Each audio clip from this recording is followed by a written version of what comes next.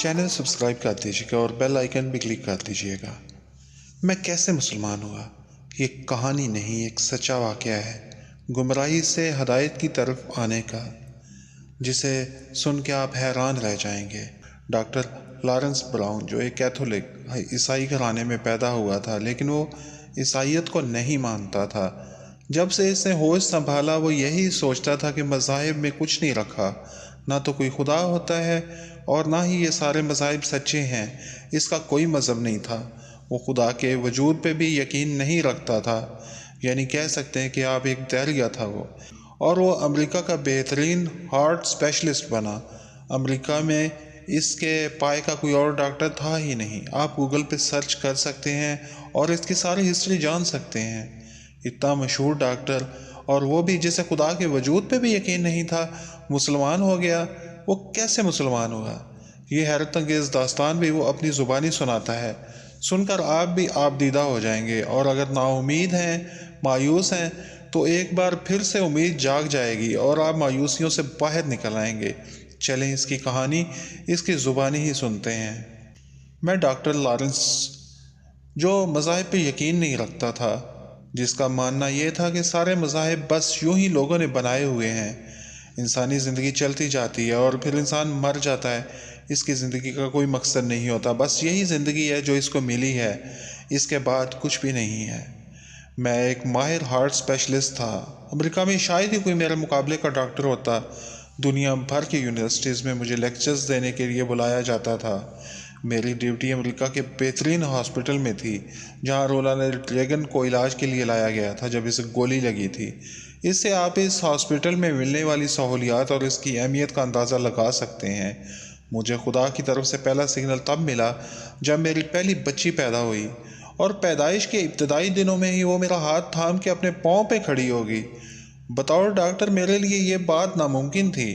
पैदाइश के इब्तदाई दिनों में कोई भी बच्चा अपने पाँव पे इस तरह खड़ा नहीं हो सकता, लेकिन वो खड़ी हो चुकी थी। मैं बहुत हैरान हुआ कि ऐसा होना मुमकिन नहीं था, लेकिन ये कैसा हो गया।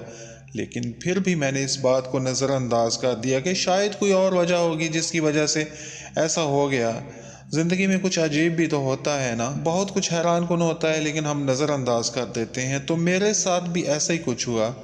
इसके बाद दूसरा सिग्नल मुझे खुदा की तरफ से तब मिला जब इसके 10 माह बाद मेरी दूसरी बेटी हाना पैदा हुई। ये 1990 का वाक़या है। बच्चे को लेबर रूम से ऑपरेशन थिएटर में मुंतकिल कर दिया गया था क्योंकि वो नॉर्मल नहीं था।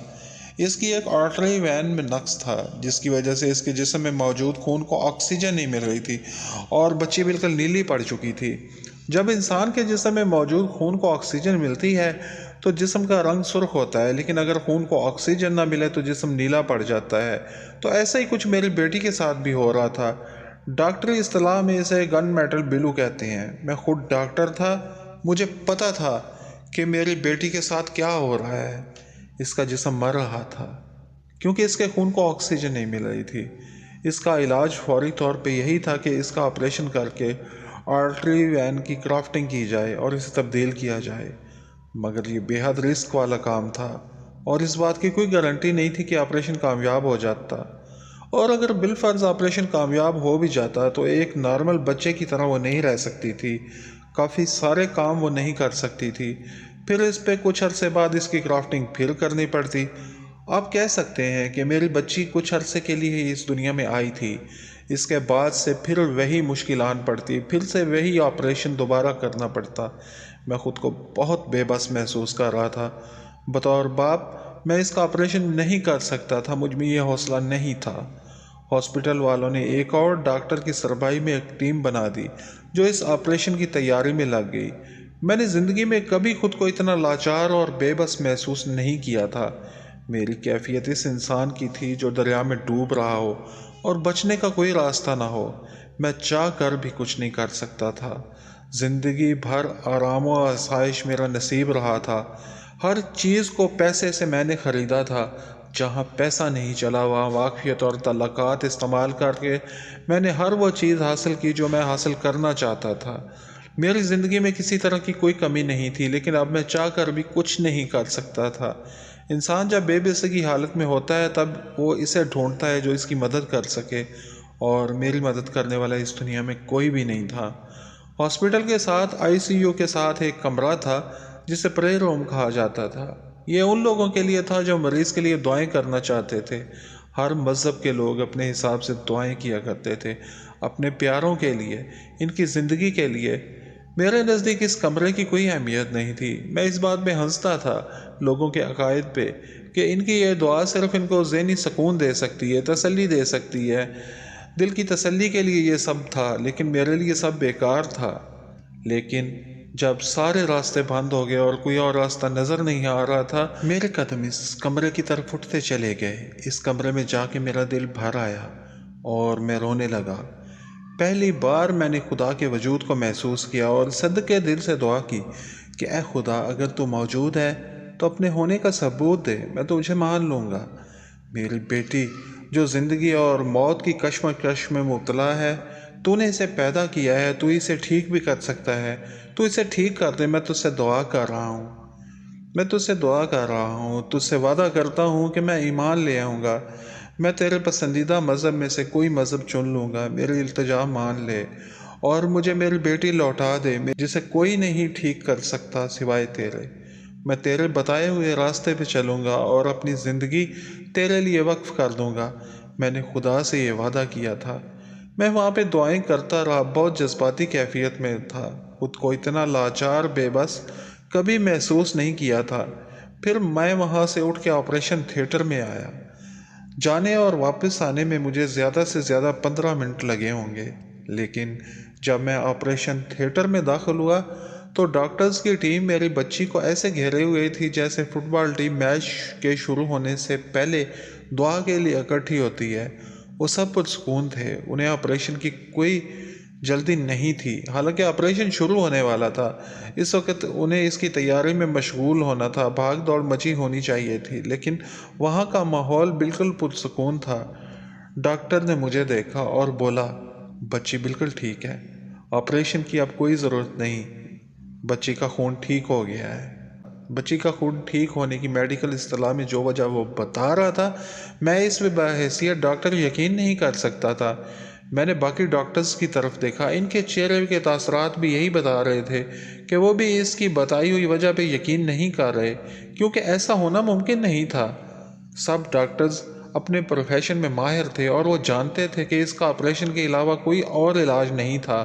بنا آپریشن وہ بچی کسی صورت بھی زندہ نہیں رہ سکتی تھی، لیکن وہ چند منٹوں میں ہی ایک نارمل بچی بن چکی تھی۔ سب کچھ ٹھیک ہو چکا تھا۔ خدا نے مجھے دوسرا مکمل اشارہ دے دیا تھا اپنے وجود کا۔ میں جو آج تک خدا کے وجود سے منکر تھا، خدا پہ ایمان لا چکا تھا اور جان چکا تھا کہ وہی ہمارا خالق و مالک ہے، جس نے ہمیں پیدا کیا ہے، جو ہماری زندگیوں کا مالک ہے، ہمیں زندگی دے بھی سکتا ہے اور ہماری زندگی لے بھی سکتا ہے، اور جو چاہے وہ کر سکتا ہے۔ اس کے قبضہ قدرت میں سب کچھ ہے۔ اس نے مجھے میری بیٹی لوٹا دی تھی، اور میں جس نے کبھی خلوص نیت سے دعا نہیں کی تھی، پہلی بار صدقے دل سے خلوص نیت سے خدا کو پکارا تھا، اور اس نے مجھے مایوس نہیں کیا تھا، مجھے میری زندگی لوٹا دی تھی۔ آپ کہتے ہوں گے کہ میں عیسائیت سے مسلمان ہوا، لیکن ایسا نہیں ہے۔ میں کبھی بھی عیسائی نہیں رہا تھا، بلکہ مجھے تو مذہب پہ شروع سے یقین ہی نہیں تھا۔ خدا سے کیا ہوا وعدہ مجھے اچھی طرح یاد تھا، اس لیے میں نے دنیا کے تمام مذاہب کی کتابوں کو پڑھنا شروع کر دیا، ان کے متعلق جانا۔ بدھ مذہب، ہندوازم، عیسائیت، یہودیت سمیت تمام مذاہب کی کتابیں پڑھی اور ان کے علماء کرام سے بھی ملا، ان سے سوال و جواب بھی کیے، لیکن میرے سوالوں کے جواب کسی کے پاس نہیں تھے۔ باقی مذاہب اپنی جگہ پہ ٹھیک تھے، لیکن ان کی کچھ باتوں کی مجھے سمجھ بالکل نہیں آتی تھی، اور جب میں علماء کرام سے سوالات کرتا تو ان کے میرے پاس ان سوالوں کے کوئی جواب نہ ہوتے، میں مطمئن نہ ہو پاتا۔ ہر مذہب میں کچھ ایسی باتیں تھیں کہ جن پہ یقین کرنا دشوار تھا۔ میں نے قرآن پاک کو پڑھنا شروع کیا اور اس کو سمجھنا شروع کیا تو میں نے جانا کہ اس میں لکھا سب کچھ سچ ہے۔ مجھے میرے سوالوں کے جواب ملنے شروع ہو گئے۔ میں نے مذاہب کے مطالعہ کے دوران عیسائیوں اور یہودیوں سے بار بار یہ پوچھا تھا کہ یحییٰ علیہ السلام اور عیسیٰ علیہ السلام کے ساتھ وہ تیسرا کون ہے جس کی گواہی تورات میں بھی دی گئی ہے اور انجیل میں بھی ہے، مگر وہ میرے سوال کا جواب نہ دے سکے، قرآن پاک نے مجھے میرے سوال کا جواب بھی دے دیا کہ وہ تیسری ہستی محمد صلی اللہ علیہ وآلہ وسلم کی ہے، اور میں مطمئن ہو گیا۔ میں نے جان لیا کہ اسلام ہی خداوند کا پسندیدہ ترین مذہب ہے اور یہ ایک سچا مذہب ہے۔ میں نے اسے اپنا لیا۔ ہم مسلمان ہیں، ہمارے لیے یہ کوئی اتنی بڑی بات نہیں ہے، اس لیے کہ ہم مسلمان گھروں میں پیدا ہوئے ہیں، لیکن وہ لوگ جو سچے مذہب کی تلاش کرتے ہوئے اسلام کو چن لیتے ہیں، میرے خیال میں اصل سچے مسلمان وہی بنتے ہیں، اس لیے کہ وہ اس کا مطلب جانتے ہیں، تحقیق کرتے ہیں اور پھر اسے سچا مان کے اس پہ ایمان لاتے ہیں، جبکہ ہم اپنے مذہب کو اتنا نہیں جانتے۔ قرآن پاک کو پڑھتے تو ہیں، تلاوت بھی کرتے ہیں، لیکن سمجھتے نہیں۔